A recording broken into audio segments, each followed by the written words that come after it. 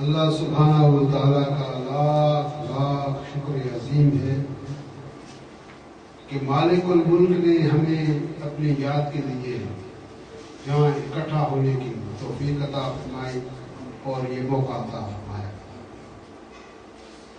لاکھوں کروڑوں درود و سلام حضرت محمد مصطفیٰ صلی اللہ علیہ وسلم کی ذات اقدس پر، جن کے طفیل مالک الملک نے یہ کرم نوازی فرمائی۔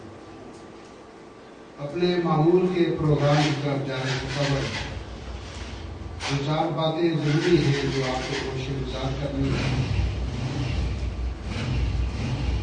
اللہ سبحانہ و تعالیٰ قرآن حکیم میں ارشاد فرماتے ہیں، اعوذ باللہ من الشیطان الرجیم، بسم اللہ الرحمن الرحیم، ادخلوا فی السلم کافۃ، صدق اللہ مولانا العظیم۔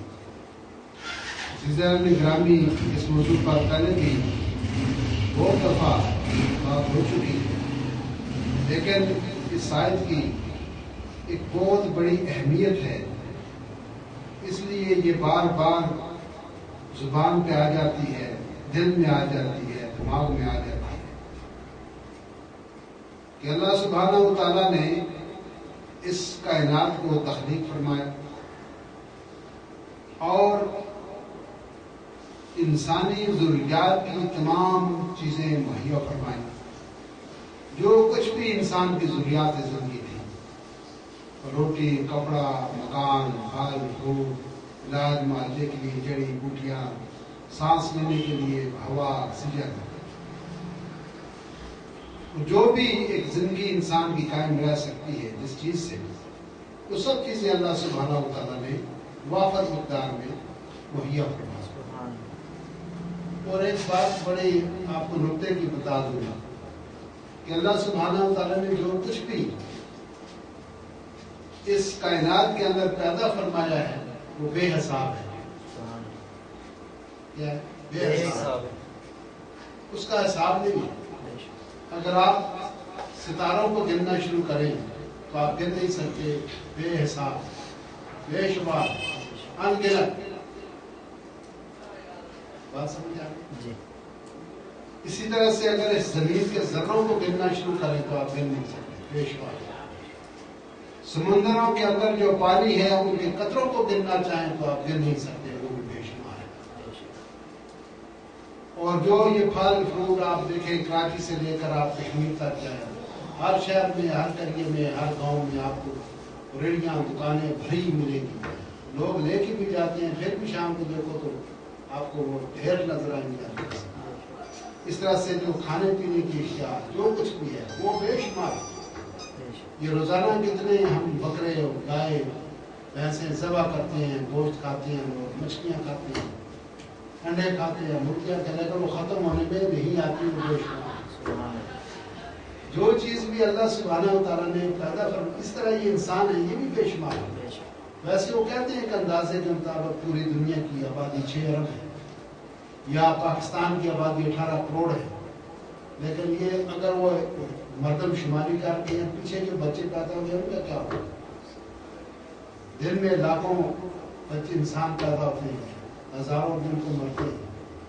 یہ بے حساب ہے۔ ایک اپنے دل کے بہلانے کے لیے کہ ہم نے یہ حساب کیا ہوا ہے وہ ٹھیک ہے، لیکن جو چیز بھی ہے وہ بے شمار ہے۔ تو اللہ سبحانہ و تعالیٰ نے بے شمار نعمتیں اپنے بندوں کے لیے اور ان تمام جتنی بھی اللہ کی مخلوق ہے اس میں سے انسان کو اللہ تعالیٰ نے اشرف المخلوقات بنایا۔ اشرف المخلوقات،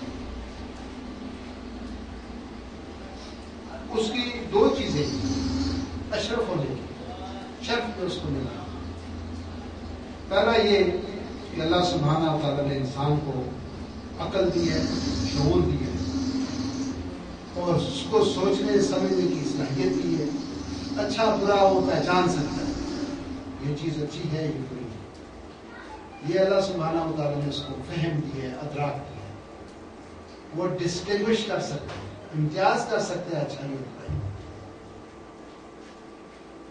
چیز یہ کہ اللہ سبحانہ و تعالیٰ نے جب اس انسان کو بنایا، قرآن کریم میں ارشاد اذا سویتا، جب میں اس آدم کو بنا چکا فنفخت فیہ من روحی، تو میں نے اس کے اندر اپنی طرف سے روح پھونکی، فقعوا لہ ساجدین، جب سے تو فرشتوں کا آकर اس کو سجدہ کرا، کیونکہ اس روح جو اللہ نے انسان کے اندر پھونکی، اس روح کے اندر آنے سے وہ سجدے کے قابل ہوتا ہے۔ یہ شرف انسانی ہے۔ اب جو انسان کو اللہ سبحانہ و تعالیٰ نے فہم و فراست، عقل و شعور دیا، تو ہر انسان نے اپنے طور پر اپنے قوانین، اپنے رسم، اپنے رواج بنا کے ان پر عمل کرا ہو۔ نتیجہ اس کا یہ ہوا کہ وہ جو ایک اکائی تھی، ایک یونٹی تھی، وہ ختم ہو گئی اور افراتفری کا عالم بن گیا۔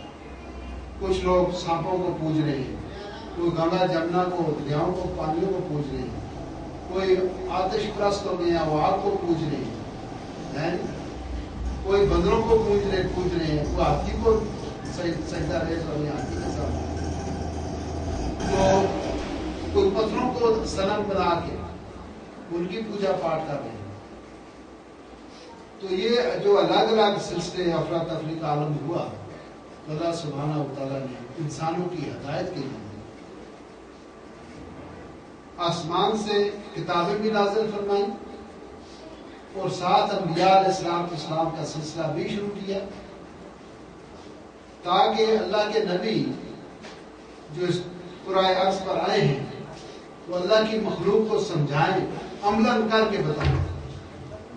اگر حکم آ گیا ہے کہ اقیموا الصلاۃ وآتوا الزکاۃ، نماز قائم کرو، زکات دو، تو نماز کیسے قائم کریں، کیسے پڑھیں، وضو کیسے کریں، قبلہ رو کس طرح کریں، صفحے کیسے بنائیں، پہلی رکعتیں کتنی ہیں، تو یہ ساری چیزیں انبیاء علیہ السلام نے اس کی تشریح کی، اس کو ایکسپلین کیا، اور عملاً وہ جو احکام الہی تھے ان پر عمل کر کے فزیکل اس پر عمل کر کے مخلوق کے خدا کو بتایا کہ ایسے نماز ہوتی ہے، ایسے سجدہ ہوتا ہے، ایسے رکوع ہوتا ہے، ایسے اوقات کا تعین ہے، یہ فجر ہے، ظہر ہے، عصر ہے، مغرب ہے، اوقات کا تعین۔ اگر زکوٰۃ ہے تو کتنی دینی چاہیے، کس کو دینی چاہیے، کب دینی چاہیے، اس کی کوانٹٹی کیا ہے، تو یہ بھی نبی نے بتایا۔ نکاح کیسے ہو، بیوی کے حقوق کیا ہیں، والدین کے حقوق کیا ہیں، پڑوسی کے حقوق کیا ہیں، زندگی کا مقصد کیا ہے، ہم آئے کس لیے ہیں، آئے کہاں سے ہیں، جائیں گے کہاں۔ تو یہ ساری چیزیں جو تعلیمات ہیں یہ انبیاء علیہ السلام نے بنی نوع انسان تک پہنچائی۔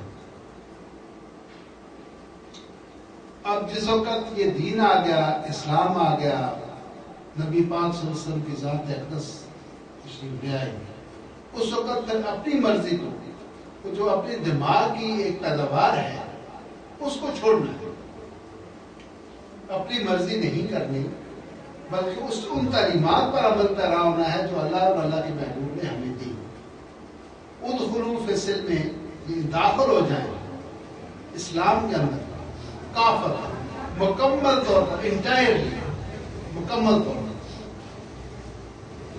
طور پر آپ کا اٹھنا، بیٹھنا، چلنا، پھرنا، کھانا، پینا، سونا، جاگنا، والدین کے ساتھ سلوک، بہن بھائیوں کے ساتھ سلوک، رشتہ داروں کے ساتھ سلوک، پڑوسیوں کے ساتھ سلوک، غریبوں، مسکینوں، مسافروں کے ساتھ سلوک، حتیٰ کہ حیوانوں کے ساتھ بھی سلوک، اور اللہ کی جو بھی پیدا کردہ چیزیں، کتے ہوں، بلیاں ہوں، درخت ہوں، پہاڑ ہوں، پھول ہوں، پودے ہوں، جو کچھ بھی، ان کے ساتھ آپ کا برتاؤ کیسا ہونا چاہیے، کا مقصد کیا ہے۔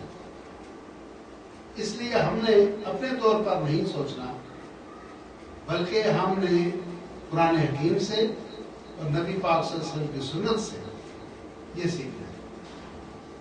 اور کوئی ایسی چیز نہیں ہے اس دنیا میں یا انسانی زندگی کے اندر جو نبی پاک صلی اللہ علیہ وسلم نے ہمیں کر کے نہ بتائی۔ اگر نبی پاک جب تشریف لاتے ہیں دنیا میں تو در یتیم پیدا ہوئے، آپ کی پیدائش سے پہلے آپ کے والد صاحب مثال فرماتے ہیں، در یتیم پیدا ہوئے۔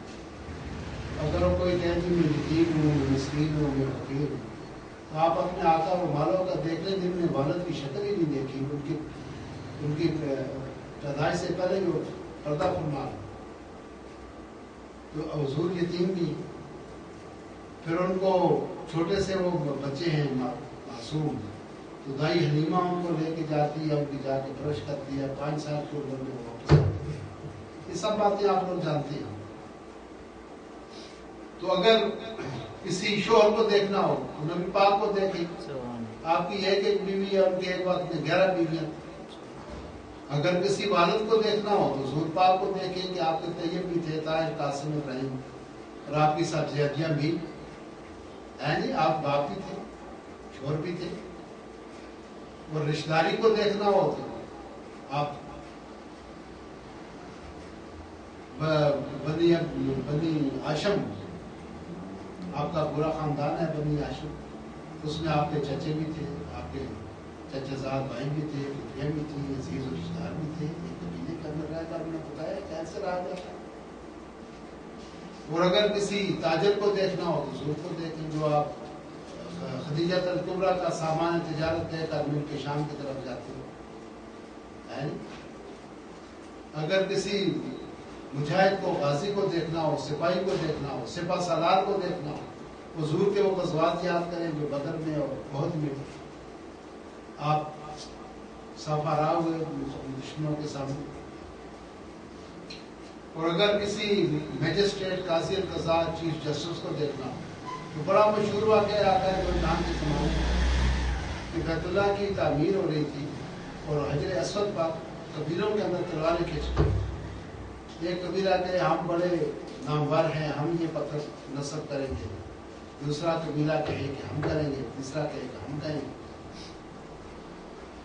تو بات جو تھی وہ نبی پاک صلی اللہ علیہ وسلم تک پہنچی، سب نے کہا متفقہ طور پر کہ جو حضور پاک فیصلہ کریں گے ہم سب کو منظور۔ تو حضور پاک نے اپنی کالی کملی بچھائی اور اس کے اوپر پتھر کو رکھا، حجر اسود، سب قبیلے والوں سے کہا سب مل کے اٹھاؤ اس کو۔ سب نے اس کو اٹھایا، وہاں تک اٹھایا جہاں پتھر سے نصب ہو رہا۔ حضور علیہ السلام نے 10 مبارک سے لے کر پتھر نصب کر تلواریں واپس میدان میں چلی گئی، خون واپس۔ کتنا عدل اور انصاف۔ اگر کسی مہاجر کو دیکھنا ہو تو حضور پاک کو دیکھ کہ آپ مکہ سے ہجرت کر کے مدینہ تشریف لے جائیں۔ اگر کسی قیدی کو دیکھنا ہو حضور کو دیکھ لیں، شاہ ابی طالب میں 3 سال تک آپ محبوس رہے۔ تو غرض یہ کہ دنیا کا کسی مزدور کو دیکھنا ہو تو دیکھ لیں جنگ خندق۔ خندق میں حضور پاک نے 10 مبارک سے خندق کھودی۔ کسی بھوکے کو دیکھنا ہو تو حضور کو دیکھ۔ ایک صحابی آیا، اس نے کہا یا رسول اللہ میں 2 دن سے بھوکا ہوں۔ حضور نے شکم مبارک سے کپڑا اٹھایا، یا 3 پتھر بندے، کہا میں 3 دن سے بھوکا ہوں۔ تو کوئی بھی شعبہ زندگی ایسا نہیں ہے، کوئی بھی شعبہ زندگی کا جس میں آپ کو حضور پاک نظر نہ آئے۔ وہ بیٹیوں کا شادی کا معاملہ ہو، دامادوں کے ساتھ طلاق، یا وصال ہو جائے بیوی کا، بچوں کا، تو اس وقت کیا کیفیت ہوتی ہے، اس سے بھی حضور پاک گزرے کہ آپ کے یہ مہینہ ہے سفر کا، جس کو کہتے ہیں سفر کا مہینہ ہے، سفر، یہ مہینہ سفر کا، اس کو عام الحزن بھی کہتے ہیں کہ اس میں حضور پاک کو 2 شدید قسم کے صدمات سہنے پڑے۔ ایک تو خدیجہ الکبریٰ کا وصال ہوا، دوسرا کیا تھا، ایک خود حضور پاک بیمار ہوئے 2 شدید قسم کے، 13 دن بیمار۔ تو کوئی ایسا غم نہیں جو ہمارے آقا اور مولا کا ملا نہ ہو۔ بیوی کی جدائی بھی ہوئی، بیٹی بھی فوت ہوئی، بچے بھی فوت ہوئے، اور عزیز و اقارب، دوست احباب بھی آپ کی زندگی میں فوت ہوئے۔ تو جس طرح سے عام ایک آدمی دنیا کے ہر مراحل سے گزرتا ہے، زندگی کے مرحلوں سے، اس طرح سے حضور پاک کی ہر مرحلے سے گزرتا ہے۔ تو آپ کا ہر عمل ہمارے لیے قابل عمل ہے۔ ایک بات آپ کو بڑی وضاحت سے بتا دوں، ایک ہوتی ہے اطاعت، اطیعوا اللہ و اطیعوا الرسول واولو الامر منکم، اللہ کی اطاعت کرو، اللہ کے رسول کی اطاعت کرو، اور جو تم میں صاحب امر اس کی اطاعت۔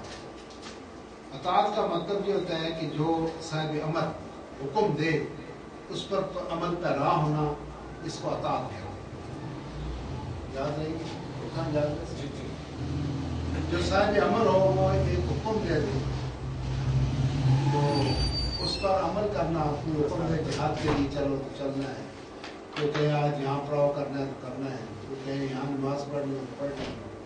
صاحب امر جو حکم دے دے اس کو رجا لانا، اس پر عمل پیرا ہونا، اس کو اطاعت کہتے ہیں۔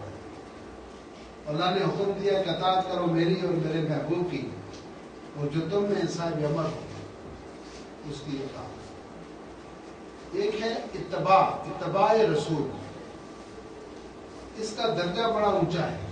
اتباع کا مطلب ہے کہ آپ از خود حضور کے عمل کو تلاش کریں، حضور کے جو طور و طریق تھے ان کو معلوم کریں، اور حضور کی محبت میں ان پر عمل پیرا ہو۔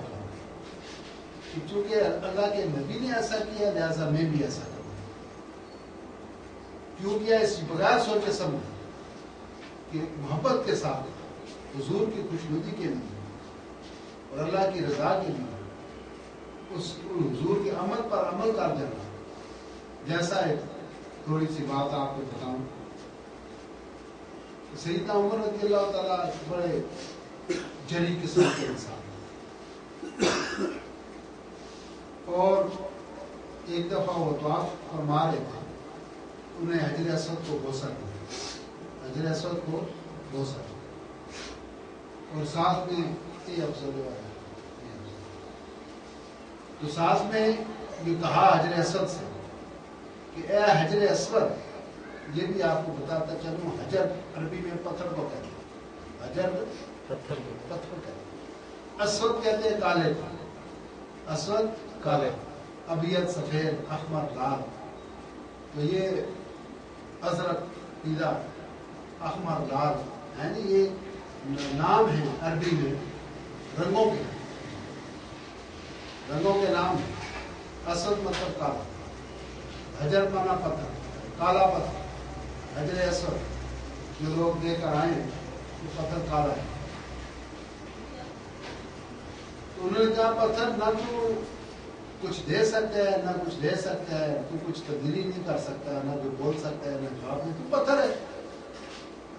تو میں تجھے اس لیے پوچھتا ہوں کہ تجھے سرکار مدینہ نے بوسا دیا، تو میں حضور کی اس سنت کو پیش نظر رکھتے ہوئے تجھے میں بوسا دیا۔ تو یہ جو حضور سیدنا عمر کا یہ جو قدم تھا، عمل تھا، یہ اتباع رسول تھا۔ وہ جو اتباع ہوتی ہے وہ محبت کے ساتھ ہوتی ہے۔ انسان تلاش کرتا ہے حضور کنگھی کیسے کرتے تھے، سرما کیسے لگاتے تھے، کھانا کیسے کھاتے تھے، بیٹھتے کیسے تھے، تو وہ طرز گفتگو کیا تھا، آپ کا انداز گفتگو کیا تھا، جب کسی کو وصیت فرماتے تھے تو کیسے فرماتے تھے۔ اچھا حضور کا بڑا عجیب انداز تھا وصیت کرنے کا۔ مثلا یہ آفتاب بھائی نے سگریٹ نہیں پی اور اسماعیل صاحب سگریٹ پیتے، فرض کرتے، تو وہ حضور کے نوٹس میں آ گیا بھائی یہ اسماعیل جو ہے وہ یہ سگریٹ پیتا ہے۔ اب وہ آفتاب کو مخاطب کر کہیں گے یہ سگریٹ اچھی چیز نہیں ہے، یہ کینسر کا باعث ہوتا ہے، فضول خرچی ہوتی ہے، منہ سے کوئی بدبو آتی ہے، یہ بیماریاں پیدا کرتی ہے، یہ ہوتا ہے۔ اب کہیں گے اس کو اصل مجرم ہے، اس کو بھی اس کو نہیں کہتے، اس کو مخاطب ہی نہیں کرتے، وہ سن رہا ہے تو مخاطب اس کو کر رہے ہیں جو اس کے اندر وہ ہیبٹ ہے ہی نہیں، یعنی اس کو متوجہ اس کی طرف ہو کے بات کرتے ہیں۔ تو یہ انداز تھا حضور کی گفتگو کا طرز قلم، تو ان کو معلوم کرنا یہ اتباع ہے۔ تو عزیزان گرامی، میری ساری گفتگو کا مقصد یہ ہے کہ آپ لوگ جو بھی عمل کریں وہ اس جو اللہ کا فرمان ہو اور نبی پاک کا جو فرمان ہے اس کے مطابق بس بات اتنی سی۔ جو اکثر دیکھنے میں آیا ہے، لوگ جو ہمارے پاکستان کے مسلمان تو ہیں، کلمہ نبی پاک کا پڑھتے ہیں، نمازیں بھی پڑھتے ہیں، روزے بھی رکھتے ہیں، حج بھی کرتے ہیں، عمرے بھی کرتے ہیں، ذکر بھی کرتے ہیں، سب کچھ کرتے ہیں، لیکن جو ان کی زندگی ہے، زندگی کے جو معمولات ہیں یومیہ کے، وہ نبی پاک کی سنت کے مطابق نہیں ہے۔ اور ہمیں یہ کوشش کرنی چاہیے کہ ہمارا ہر کام معلوم کریں۔ ابھی ہم سونا چاہ رہے ہیں تو ہم سوئیں، تو رات ہے نا، سوئیں، تو اس میں دیکھیں کہ اس میں نبی پاک کا کیا حکم ہے۔ تو اس میں قرآن میں اللہ فرماتا ہے کہ رات میں نے آرام کے لیے بنائی ہے اور دن میں نے روزگار کے لیے بنایا ہے۔ تو رات کو آپ سوئیں، دن کو آپ کام کریں، اور رات کو جاگنا منع ہے۔ 2 آدمی جاگ سکتے ہیں، 2 کتنے؟ 2 آدمی جاگ سکتے ہیں، وہ استثناء ہے، اس قانون سے استثناء ہے۔ 2 آدمی، ایک وہ زاہد جو اللہ کی یاد میں جاگ رہا ہے، اس کو اجازت ہے، رات ساری جاگ سکتا ہے، اللہ کو عبادت کر رہا ہے۔ جو ایک عبادت گزار آدمی ہے وہ جاگ سکتا ہے، یا بیمار جس کو نیند ہی نہیں آتی۔ تو باقی جاگنا، بیٹھ کے ٹیویاں دیکھتے رہنا، گپے مارتے رہنا، روڈوں پر گھومنا، ہوٹلوں میں بیٹھ جانا، دواخانوں میں بیٹھنا، یہ ممنوع ہے۔ یہ حکم ہے سو آپ سو جائیں، بس بھائی آپ سوتے، کیونکہ اللہ کا حکم ہے رات کو آرام، رات آرام آرام۔ اور اس کے بڑے سائنسی اور میڈیکل افیکٹس بھی ہیں۔ جو انسان کی جسمانی کمی رات کے اندر سونے میں پوری ہوتی ہے اور دن میں سونے میں نہیں ہو سکتی۔ یہ سائنس نے اس چیز کو ثابت کیا کہ رات کا سونا انسانی صحت کے لیے اور اس کی زندگی کے قیام کے لیے رات کا سونا ضروری ہے۔ بھلے آپ 2 ہی گھنٹے سو لیں، 3 گھنٹے لیکن رات کو وہ بہت ساری کیمیائی تبدیلی ہوتی ہیں ہمارے جسم میں، وہ صرف رات کو ہی ہو سکتی ہے اور دن کو نہیں ہو سکتی۔ مثلا یہ آپ بیٹھے ہوئے ہیں، یہ ایک محفل ہے، اس کے لیے کیا حکم ہے اللہ کا، ہمیں وہ دیکھنا چاہیے۔ لا یکلف اللہ نفسا الا وسعها، کہ آپ اتنی دیر یہاں محفل اپنی کریں جتنی ہماری استطاعت۔ رات کے 2 بجے تک ہم تقریریں کرتے رہے ہیں، ہم نعتیں پڑھتے رہے ہیں، ہم یہ کر نہیں لمٹ ہے۔ ہر چیز جو بھی آپ کریں گے، بیٹھنے کا طریقہ ہے کہ آپ بیٹھیں کیسے، یا تو تحیات کی صورت میں بیٹھیں گے، جیسے چوکھٹ مار کے بیٹھیں، یہ بیٹھنے کا طریقہ ہے، اور بیٹھے تو سیدھے ہو کر بیٹھیں۔ خم نہیں ہونی چاہیے آپ کی کمر، اگر خم کر ڈال کے بیٹھیں گے تو آپ کے یہ مورے ہل جائیں گے اپنی جگہ سے، نہیں سمجھے، آپ کو کمر کا درد ہوتا ہے۔ بیٹھنے کا انداز کوئی، میں کہتا ہوں کوئی ایسی چیز ہے ہی نہیں جس کی یہ دین اسلام آپ کی رہبری اور رہنمائی نہ کرتا۔ تو ہم کیوں نہ اس کے مطابق چلیں، اپنی زندگیوں کو اس کے مطابق ڈھالیں، اور اپنے جتنے بھی ہمارا اٹھنا بیٹھنا ہو۔ اچھا، سونے کے لیے حضور نے فرمایا کہ آپ، یہ میں ایک مثال دے رہا ہوں کہ سوئیں تو آپ دائیں کروڑ سے، کیونکہ لیفٹ سائڈ میں دل ہے۔ اگر آپ اس کروڑ سوئیں گے تو آپ کا دل آپ کے جسم کے نیچے دب جائے گا اور آپ کو اس کا ہارٹ فیل ہونے کا خطرہ ہے، بلڈ سرکولیشن رکنے کا خطرہ ہے، یہ آپ کی صحت کے لیے نقصان دہ ہے۔ لہٰذا سیدھی کروڑ سوئے، اور یہ دونوں ہاتھ جوڑ کے ہوا ہے۔ سونے کا بھی انداز، آپ ایسے سوئیں، بتائیں نا مجھے کون سی جگہ، کون سا ایسا معاملہ ہے جس میں آپ کی دین رہنمائی، آپ تھوکیں، یہ کوئی بات ہے تھوکنے کی، گائے کو اس طرف کو منہ کر کے تھوکو جہاں اس طرف کوئی انسان نہ ہو۔ آپ کو چھینک آئے تو آگے ہاتھ رکھے تاکہ آپ کی جو چھٹیں دوسرے پر پڑیں اور آپ کو جو بیماری ہے اس کو جراثیم منتقل نہ ہو۔ اچھا، جب آپ کو چھینک آتی ہے، بڑی ایک کام کی بات بیچ میں بتا دوں پھر دعا کرتے ہیں، کہ جس وقت انسان کو چھینک آتی ہے تو اس وقت اس کا ہارٹ جو ہے وہ متاثر ہوتا ہے، اس کی بیٹ رکتی ہے، دل کی دھڑکن رکتی ہے۔ اس چھینک کا پورا جو دباؤ ہے وہ انسان کی چیسٹ پر، چھاتی پر پڑتا ہے اور ہارٹ پر پڑتا ہے۔ تو وہ ساتھ جو بیٹھا ہوا بندہ ہے، آپ کہیں شکر الحمدللہ، کہ چھینک آئی گزر گئی، میرا ہارٹ برقرار ہے، میں زندہ ہوں، ٹھیک ہے، مجھے کوئی تکلیف نہیں ہوئی، اس کے لیے اللہ کا آپ شکر ادا کریں۔ تو جو ساتھ میں بیٹھے ہوئے اکنواز صاحب، اسماعیل صاحب، ان کو کہنا ہے یرحمک اللہ، یرحمک اللہ، اللہ تجھ پر رحم کرے۔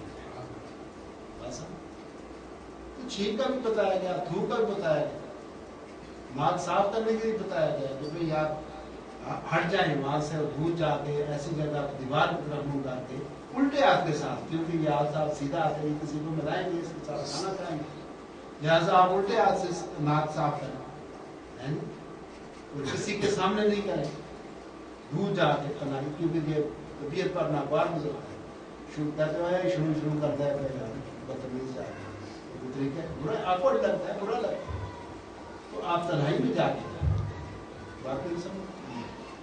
تو کوئی ایسا ہماری جو زندگی کا طور و طریق ہے، معمولات ہے، زندگی کے معمولات، سونے سے لے کر جاگنے سے لے کر سونے تک، اور سونے سے لے کر جاگنے تک کاروبار کریں، اس میں اوفر کہلا کہ آپ اپنا جو ترازو یا سیدھا رکھیں، اس میں ڈیلی نہیں ماریں، کام برابر پورا کون کریں، جب بات کریں تو عدل اور انصاف کے ساتھ کریں، سامنے پائے آپ کا بیٹا ہی پورا بیٹھا ہو۔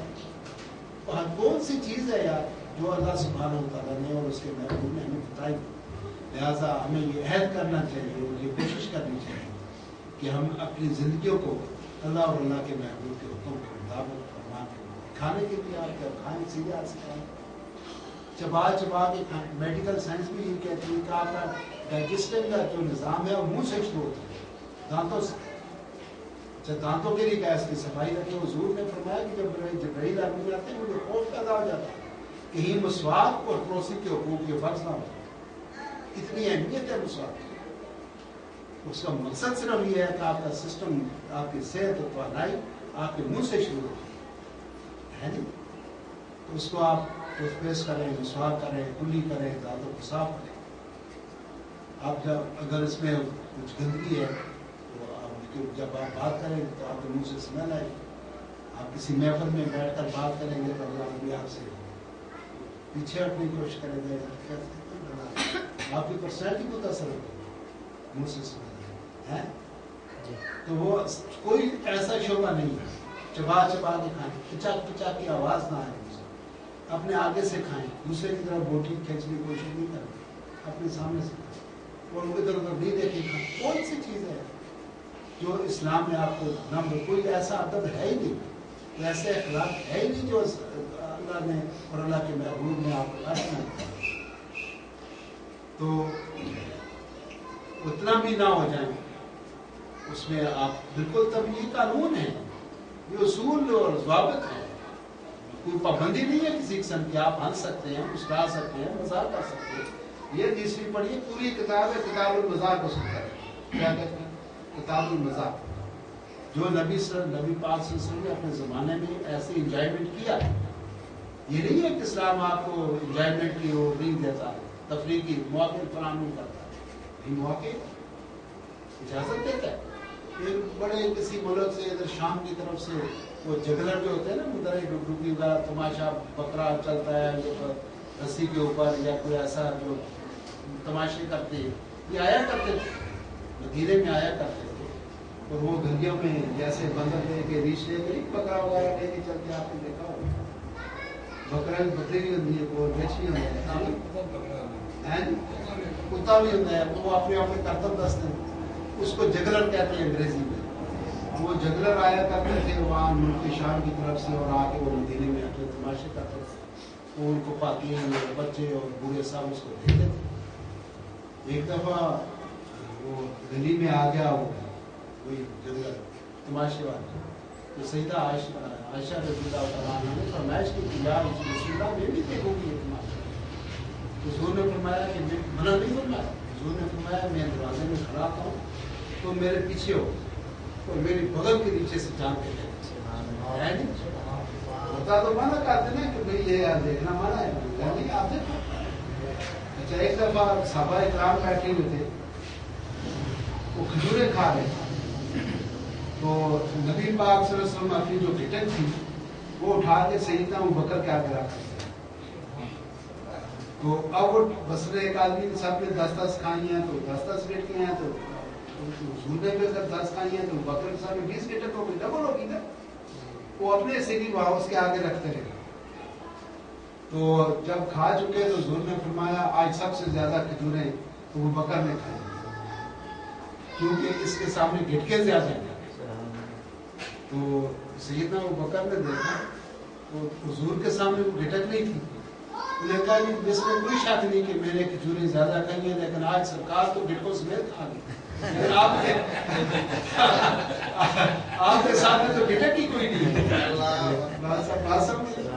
تو ہمیں اس کا بھی یہ دین یہ نہیں کہ آپ بالکل رنگ پیلا ہو جائے آپ کا اور آپ باروں کو بہت زیادہ رہے, نہیں. آپ کی مزاج بھی انسان کے طنز و مزاح انسان کے اندر موجود ہے. وہ ہر عمر میں ہر وقت میں اپنے اپنے انداز سے مزاح کرتا ہے, اس کو انجوائمنٹ وہ کرتا ہے. ایک دفعہ وہ ایک بڑھیا آئی, وہ کہتی ہے یا رسول اللہ میں جنت میں جاؤں. حضور نے فرمایا بڑھیا نہیں جانتی, بوڑھیاں نہیں جانتی.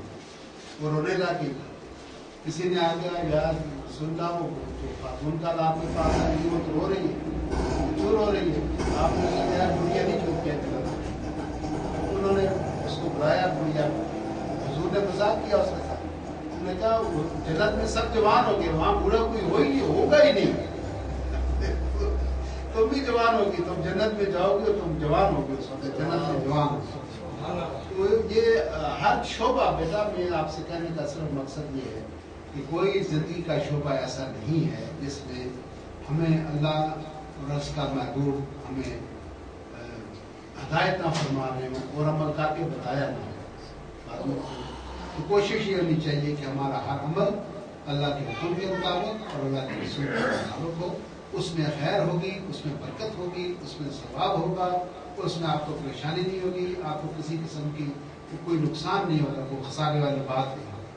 اللہ سبحانہ و تعالی ہم سب کو قرآن حکیم پڑھنے کی, سمجھنے کی اور اس پر عمل کرنے کی اور آقا ذو جہاں کے فرمان پر اور ان کے عمل پر عمل کرنے کی اجازت اللہ توفیق عطا فرمائے. وآخر دعوانا الحمدللہ رب العالمین.